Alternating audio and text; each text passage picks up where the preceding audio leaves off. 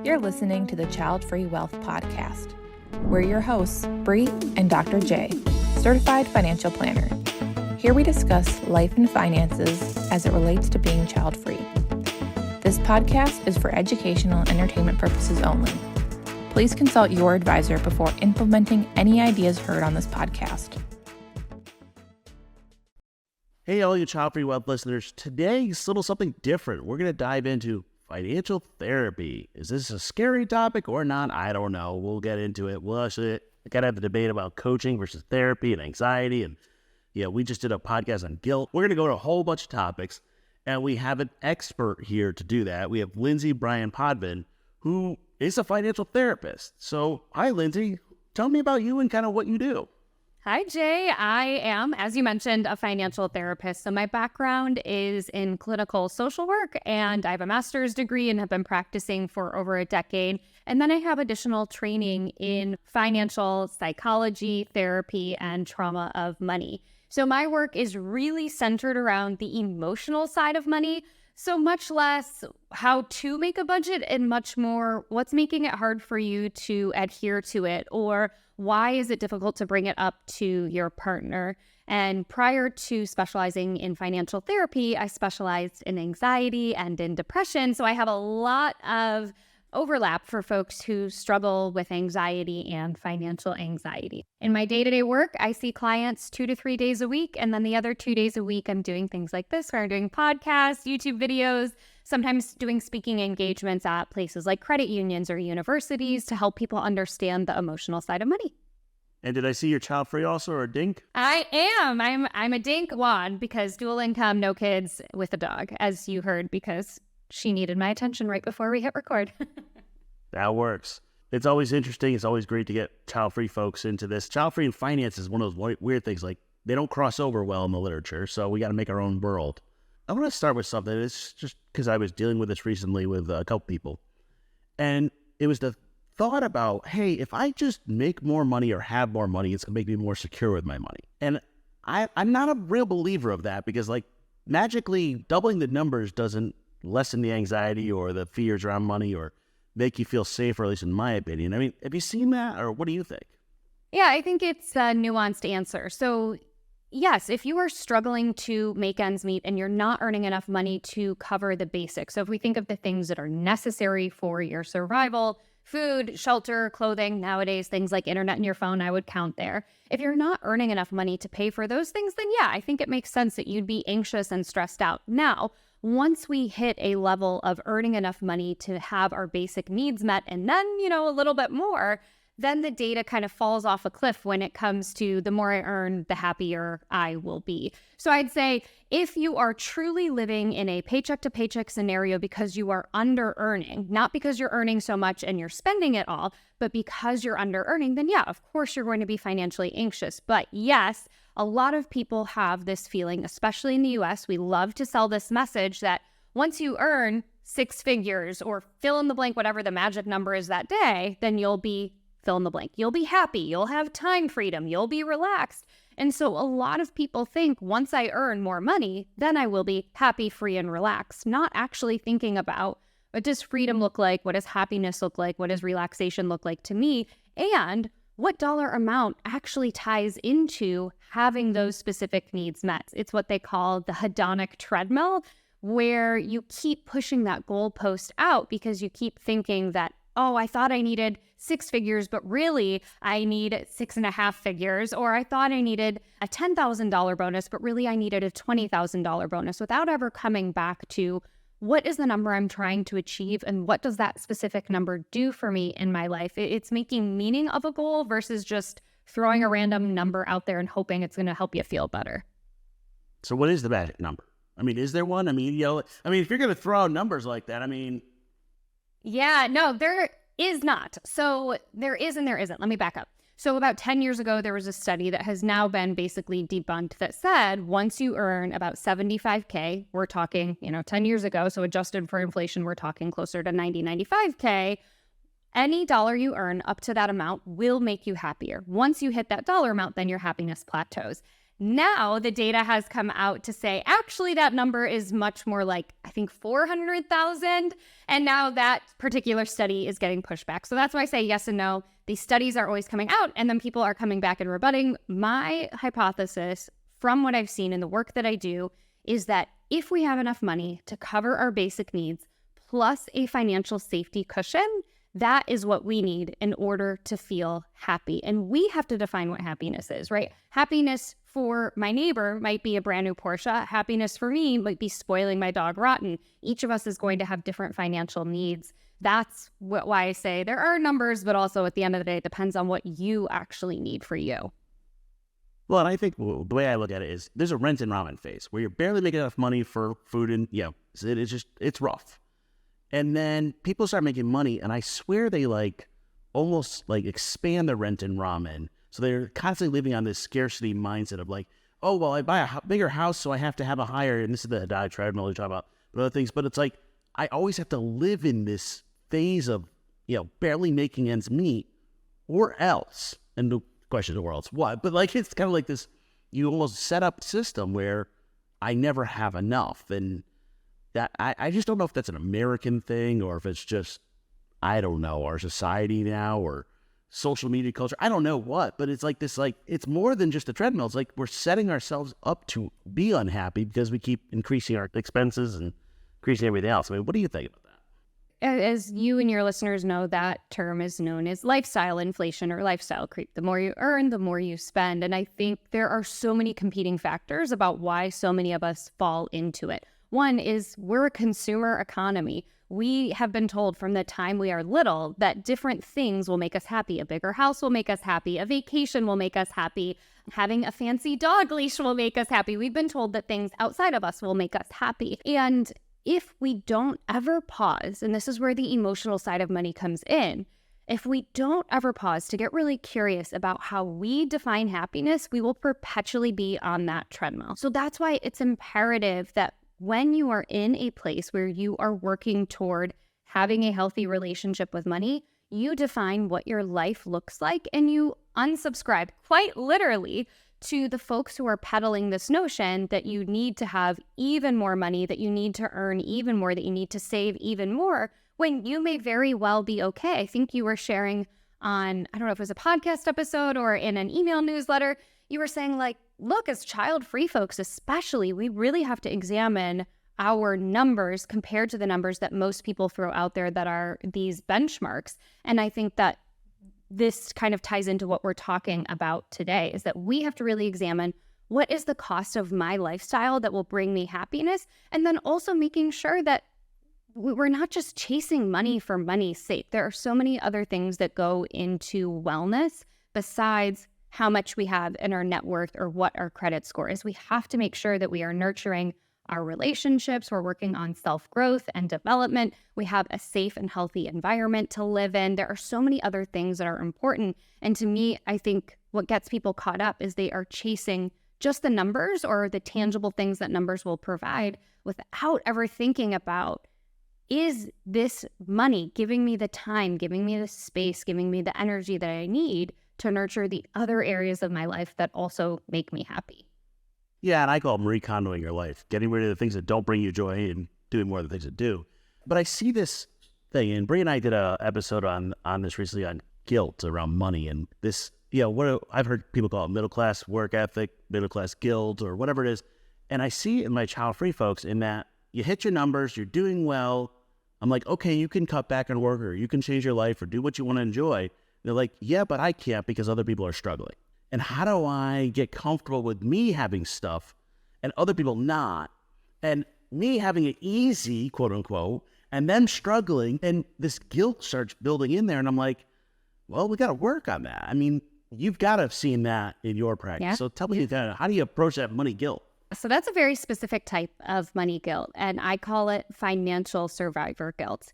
We know what survivor guilt is if we think about a person who's been in a car accident and one person walks away without a scratch on them and somebody else is hurt. The person who walks away with just a scratch ends up feeling really badly that somehow they were spared or protected, and because of that, the other person was hurt. We do the same thing with financial survivor guilt. If we are doing okay, in particular, if we come from a neighborhood that may have been a lower socioeconomic status, or we have friends who have 4 or 5 kids and we don't, we start to do this comparison where we think money or finances is a finite pie. And if I have a certain slice of pie, that means there's less left for everybody else.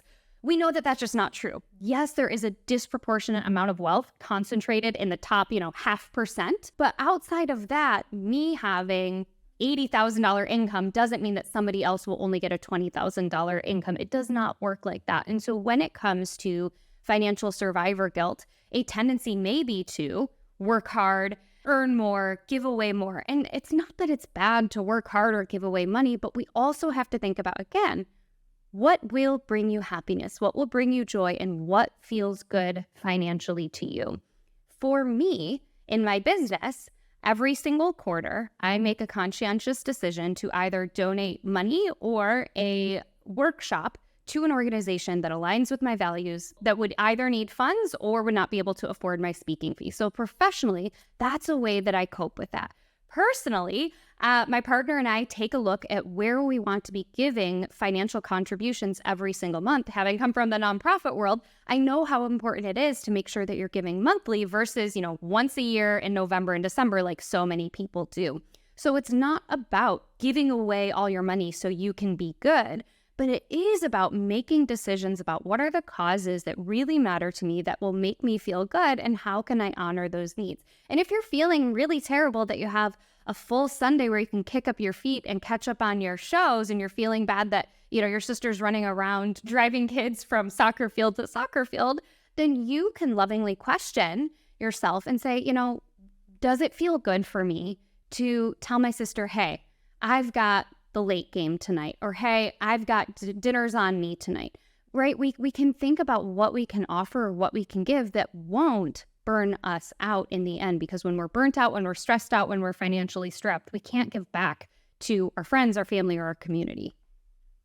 That sounds almost transactional. Like, I'm going to get rid of guilt by giving something. But is that really, treating the symptoms or the disease of it, and can we just be happy that we're happy and, without saying, oh, I got to sacrifice for somebody else? I mean, this is one of those, how do you get comfortable with it? Especially, I hear it a lot with people that, grew up without money and struggled and were through it. And now it's okay, well, can I just enjoy my money in my life versus, hey, do I have to offset it, as you were saying, because you're really offsetting it.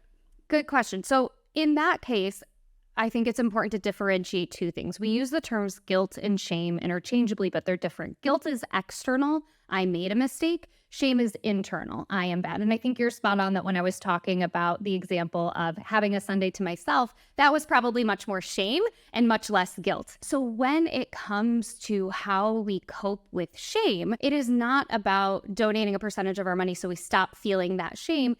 Brene Brown, my fellow social worker and shame researcher, says that we need 4 things to help dial down the intensity of shame. One is just naming it. Therapists love that. Name it to tame it. What am I feeling? What's coming up? Why am I feeling bad about this thing?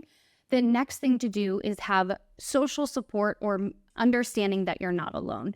Truly, this is where talking to your other friends who are experiencing the same things, even if you don't change your behaviors, helps to normalize and validate that you're human and it makes sense that you feel those feelings. Then we come into education or making meaning of the mistake. And this is where the financial industry really harps on us.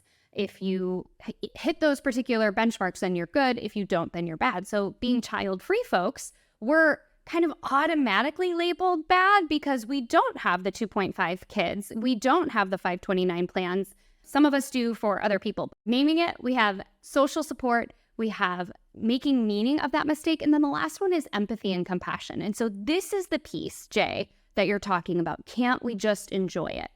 And the answer is yes, we can. And if we just go from I feel guilty for having money to I don't feel guilty for having money, it's going to be really hard for our brain to get on board. And that's where empathy and compassion comes in. So the way that empathy and compassion can come in here is to say, to label what's going on. I feel bad that I've got more downtime than other people, talking to other people about it. And they say, I do or I don't, or whatever they say. And then also extending some compassion to yourself. Like, is this something that you chose? Is this something that feels good for you? Is this something you want to change? And maybe you say, you know what? I really love having Sundays to myself. That is sacred time for me. And I love my sister and I would love to help her out more. And the way for me to do that feels good for me is to order her DoorDash. It's not because I'm trying to offset my guilt, but it's because I see her, I want to honor her. That feels good and cozy, a cozy way for me to help out. And I'm still honoring what feels best for me. Yeah, and that makes sense. And I think one of the challenges, though, is child-free folks, that social support thing is a challenge, it's called. Yeah. I'm in the Deep South. I'm in Mississippi right now, and there are no social supports for child-free folks. Let's be real on that. There's more judgment to the point where I find my communities online. But I think, you go to social supports, like, we're living a completely different life plan, and most people don't support it, it seems to be. How do you find that social support when you are doing things differently than everybody else? Yeah, I think there are two things. One, yes, having online community makes a huge difference, in particular when you're a part of a group or a community that may be small or othered or otherwise marginalized. And then the other thing is to remember that research has kind of shown that there is a 3-year social cliff when a person has a newborn. So whether they adopt a kid or they have a kid, for 3 years, they kind of fall off the face of the planet. And I think as child-free folks, we tend to do that as well. We kind of keep it arm's length. We're like, I don't really want to be around that baby spit up or whatever else is going on. I love you, but I'll see you in 3 years. And we're also a part of isolating ourselves from our community. We don't have to go to our friends' kids' soccer games in order to be a part of the community, but there are other ways that we can maintain those friendships. Something that's been helpful for me in maintaining my friendships with people who do have children and maintaining that community with people who do have children is to be a little bit more flexible about the things that I want to do. I know that for my friends who have young kids, it's going to be hard to go on a Friday night, to find a sitter, to do all that. I know it's going to be a challenge, and I would rather see them. So oftentimes what I'll do is I'll go over there around the time they're putting the kids to bed or after they're putting their kids to bed, and then we'll hang out in the kitchen and have a cocktail and have some dessert. Other things to think about: how can we incorporate community outside of just that parent-child dynamic? The other thing that I often do is I'll text people in my neighborhood, hey, I'm taking my dog for a walk. Want to join me?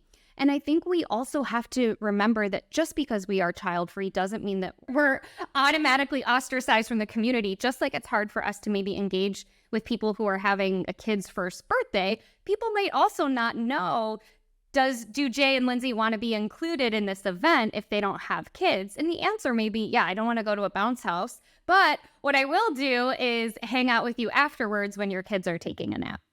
Yeah, and I think the hard part is finding your group of people. Yeah. And online communities, a lot of child-free women. By the way, child-free men communities, very few. Let's just call that out. Yeah. If you look at my Instagram, I think it's like 87% women. So, I mean, huge skews. And I think part of the challenge is, I was having a discussion the other day about the American dream. 2.5 kids, the white picket fence, the house, the dog, that we're kind of going, yeah, that's all optional and we're not going to follow it. So then it becomes, okay, where do we fit? Where's our life? And especially with money, we just pick different paths. Whether it's not retiring, doing different things, or traveling the world, I don't know. It's just becomes a challenge of saying, okay, how am I comfortable in my own skin, my own finances, my own life? And by the way, part of a society and community, it feels like we almost have to unprogram the way we were brought up. Yeah, I talk about it as unlearning the standard life plan, and it seems to draw people back. And I have this discussion a lot with clients of, well, you've chosen to be child-free, you've gone a different life plan, and they're like, yeah, but then I got to buy a house. Well, that's part of the standard life plan. How do you think about this going against the standard life plan or the way you were raised and still being comfortable with your finances in your life? That's such a good question. And it goes back to something that I was saying, is that in the personal finance industry, as you're well aware, there is a prescribed set of 8 or 10 things you need to do in your life to be quote unquote good with money.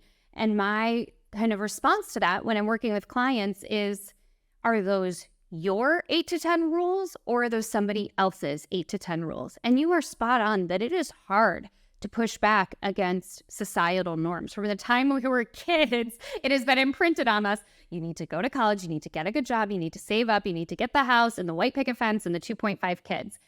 And we also have a place and time where we have so many more opportunities to live outside of that prescription.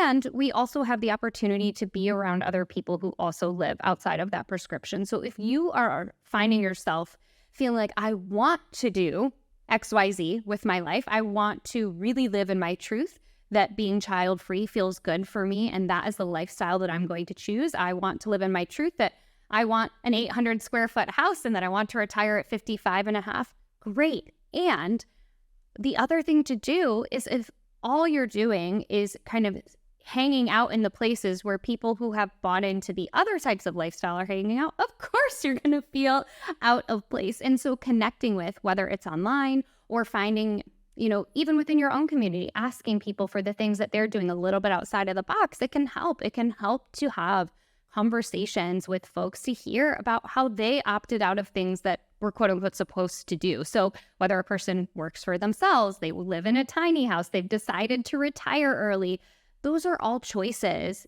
that are outside of the box. And if we can hear from them how they did it and what challenges arose and what they love about it, it can also be helpful to us. And then also to get comfortable trying on these different things. And when I say trying on these different things, if you have an idea in your head that you want to retire to Portugal, one of the first things I'm going to say is like, when was the last time you were in Portugal? Like, a lot of us have these ideas of what we want life to be like because we think when I'm in Portugal or when I'm in Colombia, that's when I'll finally be happy. But we haven't actually paused to go, can I afford to take a vacation there? Can I see which cities I like? Can I envision myself there? So giving ourselves permission to try it out, and then permission to talk to other people about how they're going against the grain too. Because you're right, it's conditioned everywhere we go that our lives will be a certain way. Yeah, I was just at a financial conference, a bunch of financial planners, but by the way, talk about a boring conference, but that's a separate discussion, But I was talking about child-free and what we do, and I had a whole bunch of people come and go, hey, I've got some child-free clients. And when the interesting thing was, it was all people that had alternative practices, whether it was somebody, all they do is tiny houses. Yeah. They do tiny house living and they have a large child-free population. Somebody who's working in the LGBTQ plus community, large child, it was all tied to what you would call an alternative life. And then oh yeah, by the way, I have a whole bunch of child-free people, which by the way is probably the inverse too. I have a bunch of child-free people who are living an alternative life. Yeah. You follow out the standard life plan, you hit a thing that I call the child-free midlife crisis, which is when you hit your personal, professional, financial goals, and then you're like, now what? This is the question that happened when you run out of plan. And one of the interesting things to me is parents often, shift their goals to their kids or next generation. But what do you do when you actually hit your goals? Because we're goal-driven people by nature, many of us. And then what? Yeah. Oh, great question. So what do you do when you hit your goals? One is to actually enjoy it. Because to your point, a lot of us hit our goal, we check it off of our to-do list, and then we go, okay, what can I add to my list to keep going? One would be to slow down and enjoy it and see how it feels to have that net worth, to see how it feels to have that particular income, whatever your financial goal is that you have hit in midlife, and you're like, all right, I did the thing. Sit there and enjoy it for a little bit. And then I would invite you to think about those other areas of your life, to think about what other goals, and a goal could be, I want to read 24 books this year, right? A goal could be, I want to explore all the state parks in my state, right? Thinking through other life domains outside of a net worth and income, a dollar amount in your bank account that you want to achieve, and give yourself permission to do those things. So if you're feeling like, okay, I've hit that midlife crisis, try out that hobby, see what it's like. Go to a conference if you've picked up, knitting, and see what it's like to go to a knitting conference. If you want to try out hiking, join a hiking group, right? We don't have to just be oriented around the types of goals that, again, we're kind of fed in our society. From the time we are in school, it is all about how can you get the best grade, and then later on, how can you climb up whatever version of the corporate ladder is, even if you're in a nonprofit or you work for yourself. So remembering that we are whole human beings, and we have to think about the other things too. That's fair. And by the way, I kind of stalked Lindsay a little bit and reading all of her stuff. And one of the ones she mentioned in the email she sent to me was about setting boundaries. Yeah. I got to talk about boundaries first. Yeah. This is one that I've been dealing with clients for whatever, this is the month we're dealing with this issue. And here's the hard one, which is, hey, you don't have kids, so you can take care of mom. It is you are expected to take care of your elderly family members usually. Mm-hmm. And I talk about this in two different sets, which is, one is how do you set a boundary that protects yourself, and then then your financial boundary. Well, I just look at it in two parts, but it's tough.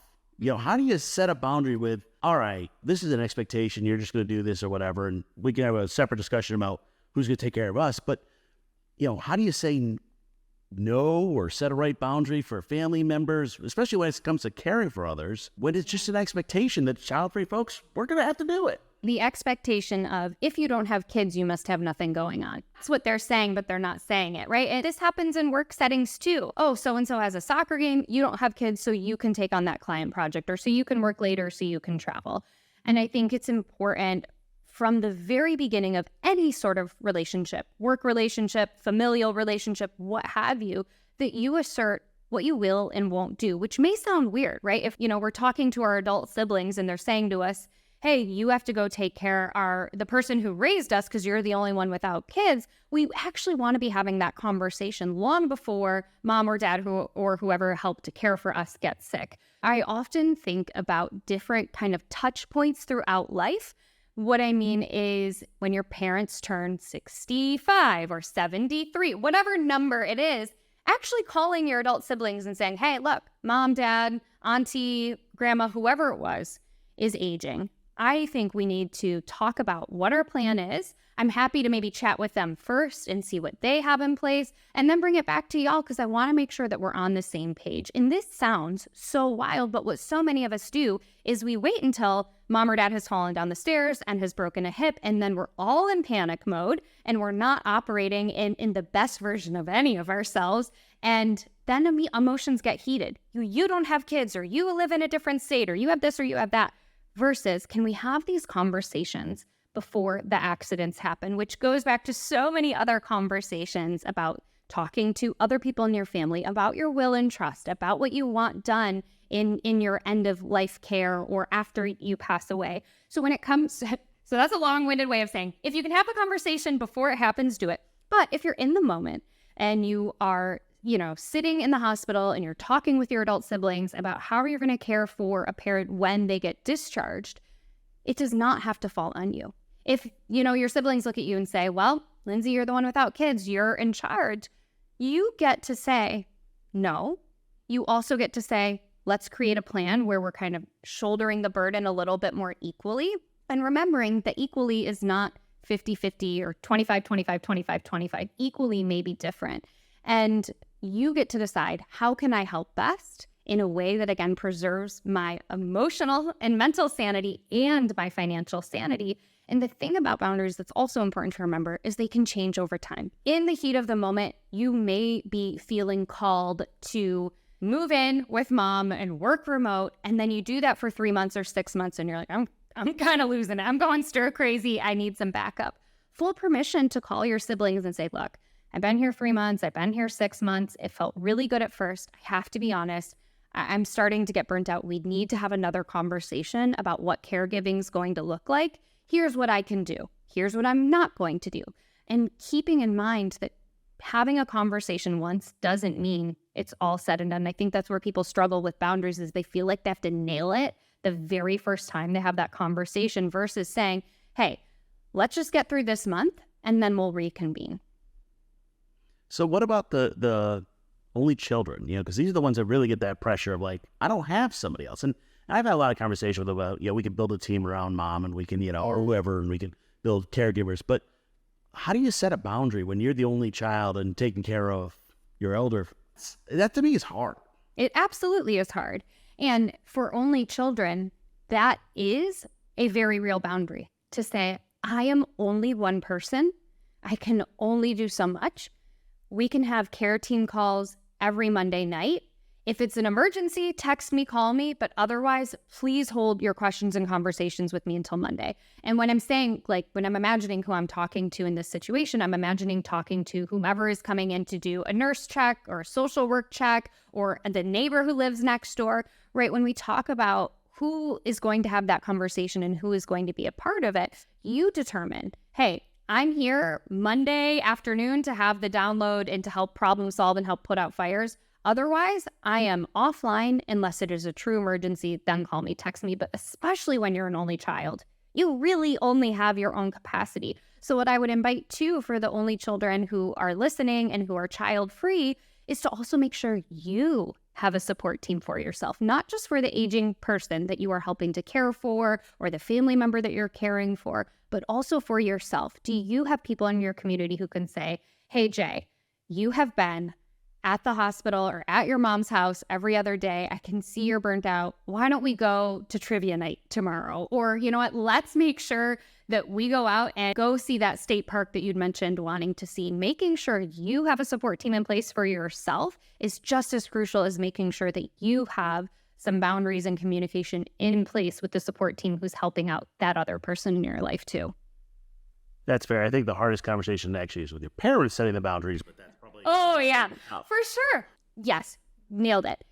We have to feel like a broken record, and it can feel so awful. So sometimes just having a little script can be really helpful, and it might sound like mom, dad, papa, whatever the language is.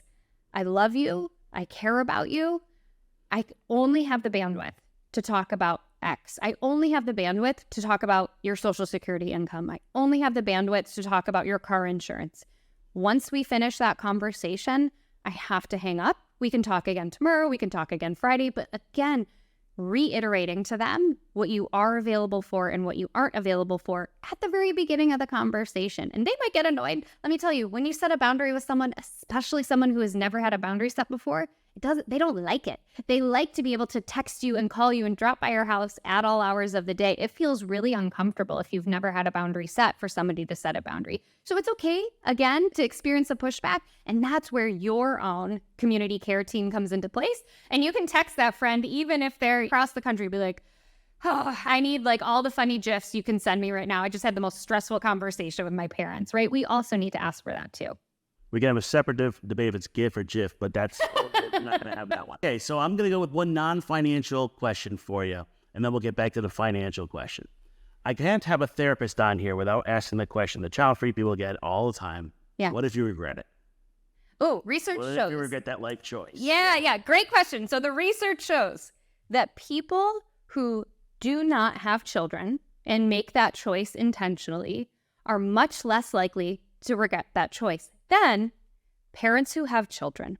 It is very hard to find a parent who will put their name and face and say, yes, I regret having children. But Jay, I'm sure you and I can probably bond over this. I've had many a parent come to me and say, I envy you. I wish I could have done that. You made a great choice. And what I will say, whatever. But the research shows that if you choose to not have children, you're less likely to regret that decision than if you choose to have a child. More people are likely to say they regret having a child than those who didn't. Yeah, there's actually a study I just saw a couple of days ago came out on parental regret. 14% of parents admitted parental regret, which actually I think is a lot of people to admit it, but I think there's a lot more that didn't. But 14% of parental regret, that's pretty, yeah. Right. I always say I'd rather regret not having kids than regret having kids. Like 100%, absolutely. But we get the question all the time, so I had to go there. All right, yeah, let me ask you a different question, Lindsay. I get people ask this question, say, okay, when do I know if I need a financial therapist versus a financial planner or coach? Ooh, good question. How do you determine who's the best person to help you? And I have an answer on this one, and I'm not going to give it to you until you get yours. That's fine. So what I will say is there is no one of those disciplines that is better than the other. It is what you need for yourself. So the way that I think about financial therapy and when a referral to a financial therapist makes sense is if your stress, anxiety, and worry about money is getting in the way of your ability to function. And the reason I define it that way is because I come from a mental health lens. So if you're so stressed about money that you can't sleep, you can't eat, you can't go to work, you can't maintain relationships with your friends, with your partners, then that is a signal that a therapist could be helpful. Now, if you are feeling like, okay, I kind of get it, but I just need help really wrapping my head around some of these concepts, or if I've thought about a budget, but I just need some accountability, then I would say a financial coach makes sense. Where a financial planner makes sense to me is when you're in this space of, okay, I have a goal, I have a rough idea of how I'm going to get there, but I really need a professional to give me that nice solid outline with data that shows me if I put away $530 here in this way, then I will be able to achieve my goal. I also want somebody who actually has the credentials to be able to tell me what makes sense and what doesn't make sense from a financial perspective. So to me, if it's the emotional stuff, then a therapist is a good choice. If it's accountability only, a coach could be a good choice. And if you're really needing somebody to help you holistically with a financial plan, then that's when I would say, get yourself a financial planner. I'm good with that in general. I think my framework on this comes from, I used to do a lot of coaching in all different ways, and I worked with a social worker, and we were combining forces for medical residents who are struggling. Yes. And I asked her, I said, how do we pick who needs what? Who goes to me, who goes to her, and how do we team up? Her take on it, and this isn't exact, but go with it. Yeah. Is she's looking back, I'm looking forward. And the coach looking forward and the therapy or the social work's looking back. And I went, that's kind of an interesting, it's a simplification, but just go with me for a second. Sure. I've kind of taken that and said, okay, there's actually 3 people we need in our life, which is we need someone to look back, someone to look up, which is more the spiritual, the bigger picture of life, and someone to look forward. And you can find people that are crosses between all those, but you need to know where your problem lies to an extent. And I argue, whichever one of those you like, if you like looking back, you probably need someone to push you forward. If you like looking forward, you probably have some stuff you have to, and the way you came from, with a bigger picture you're missing. There's always these pieces. And I don't think it's left, right, or you have to pick one. It's more of what do you need today? Yeah. And that might change tomorrow. And, there are some people that they have long-seated issues that I'm not going to be able to help with as a planner at all. And, it's going to be barriers and I just can't do it. There are other things that legally you can't do because you're that expert advice. Exactly. It's not right or wrong, but I think people know in their gut what they really need help with. But I also think the one you enjoy may not be the one you need.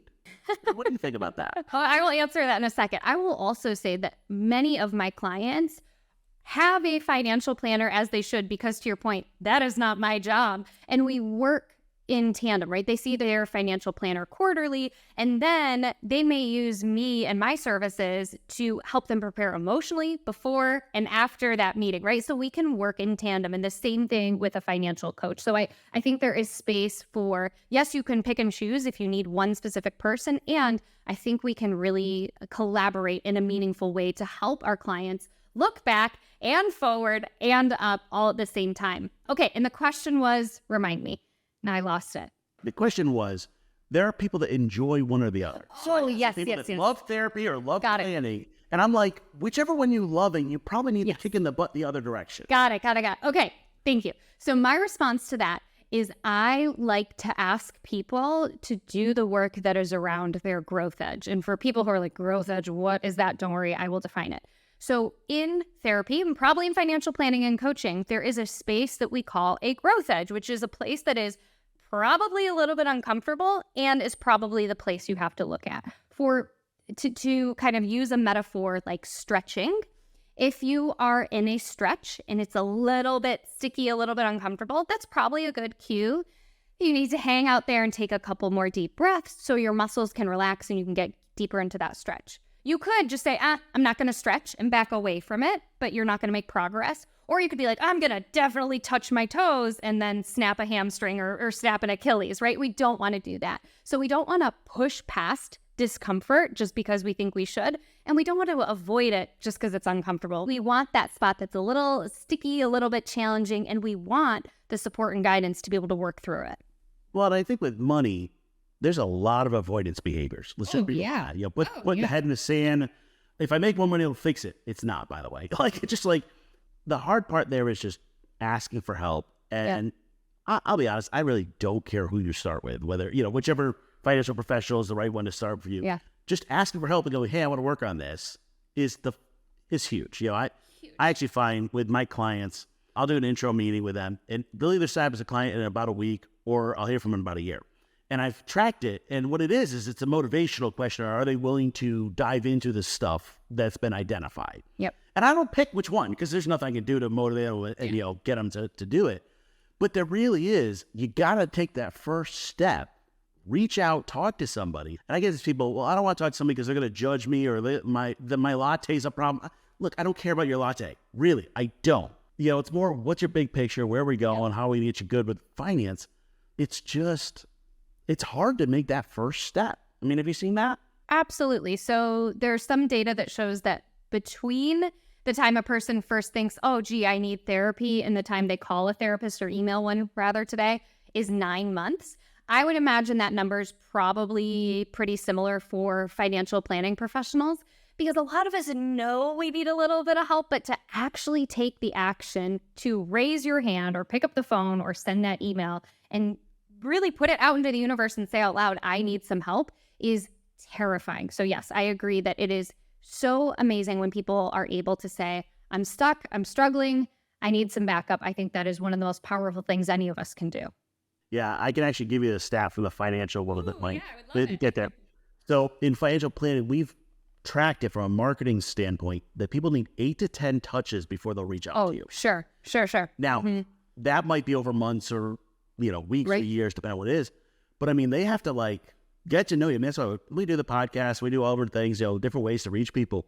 And they really have to get to know, all right, what's your approach? Where are you going? What are you doing? And then they'll reach out and they're okay. And it's interesting. I've been tracking this. About 1/3 of my intro calls end up with tears or dear close to it. Yeah. Part of that is because it's just, they feel heard. They feel like, they've said their piece. They hey, you can work on it. There's a future. There's a whole bunch of stuff to it. But you can see it's all built up. And then they're like, oh, we can actually make a future? And then you see that shift. Have you seen that with yours? Oh, yeah. I think a big piece of it is that money in general is just something that we don't talk about, right? In my therapy training, I got training on all the hard stuff, right? Sex, abuse, trauma, neglect, you name it, I had training on it. You know what I didn't have any training on, Jay? Money. Yep. Even in a program that is meant to help people through the psychology and sociology of our lives, we don't talk about money. And by the time a person gets to you or I, they have gone 20, 30, 40, 50 years probably having a handful of conversations about money. Now, in my entire financial therapy career, I've had 1, maybe 2 people who grew up in a household where money was a regular part of the conversation. 1 or 2 people. And I think that's probably par for the course. I think most of us don't have exposure to talking about money, and we're probably not talking about it with our friends, with our coworkers, with our neighbors. So to have somebody like you say, hey, what are your financial goals? What do you want to do with life? Okay, actually, I think we have a way to get there, probably is such a catharsis for them. It is, and I think I kind of spin it one more and go, money plus child-free are the 2 taboo topics together. Oh, yeah, for sure. When I was researching for my book, I actually started asking people questions. I found that people would rather talk about their sex life than their money. They'd be, no problem. Yep. I'm like, but it's okay. Lindsay, if people want to reach you, where do they find you? If they want to get to know you, maybe I want to talk to a financial therapist. Where do they get you? Great question. So my brand is called Mind Money Balance. You can find me on YouTube, on Instagram, my podcast, my website, all the same name. My book is called The Financial Anxiety Solution. It's a workbook where you can work through those thoughts and feelings that come up when you engage with your money. It's probably good in tandem when you're working with a financial planner, and you can get that wherever books are sold. And if you don't have a good bookstore in your community that you like, or you're kind of struggling financially, ask your library to grab a copy. I think that's a great choice. And that's where you can find me, Mind Money Balance. Awesome. Thanks for coming. Thanks so much for having me, Jay. This was so fun. That's all for this week's episode of Childfree Wealth Podcast. Be sure to follow Childfree Wealth on social media, email us at podcast@childfreewealth.com, or visit our website, www.childfreewealth.com.